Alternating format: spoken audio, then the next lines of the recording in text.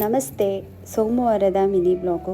ಈ ವರ್ಷದ ಕೊನೆಯ ಅಮಾವಾಸ್ಯೆ ಆಗಿರೋದ್ರಿಂದ ಇವತ್ತು ಪೂಜೆ ಮಾಡೋಣ ಅಂತೇಳಿ ಸ್ವಲ್ಪ ಬೆಳಗ್ಗೆ ಬೇಗ ಎದ್ದು ಮನೆ ಕೆಲಸ ಎಲ್ಲ ಮುಗಿಸಿ, ಅಡುಗೆ ಕೆಲಸ ಎಲ್ಲ ಮುಗಿಸಿ, ಅಮ್ಮಂಗೆ ಊಟ ಎಲ್ಲ ಕೊಟ್ಟು ಬೇಗ ನಾನು ಫ್ರೆಶ್ ಅಪ್ ಆಗಿ ಪೂಜೆಗೆ ರೆಡಿ ಮಾಡೋಣ ಅಂತ ಸ್ಟಾರ್ಟ್ ಮಾಡಿದೆ.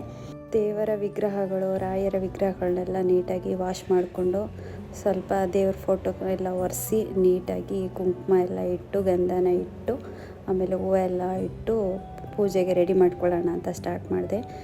ತುಂಬ ಜನಕ್ಕೆ ಒಂದು ಡೌಟ್ ಇದೆ, ಕುಂಬಳಕಾಯಿ ದೀಪನ ನಾವು ಮನೆ ಮುಂದೆ ಹಚ್ಬಾರ್ದಾ ಅಂತ. ಹಾಗಾಗಿ ತುಂಬ ಜನ ಕೇಳ್ತಾ ಇದ್ರು ಇದ್ರ ಬಗ್ಗೆ ವಿಡಿಯೋ ಮಾಡಿ ಅಂತ.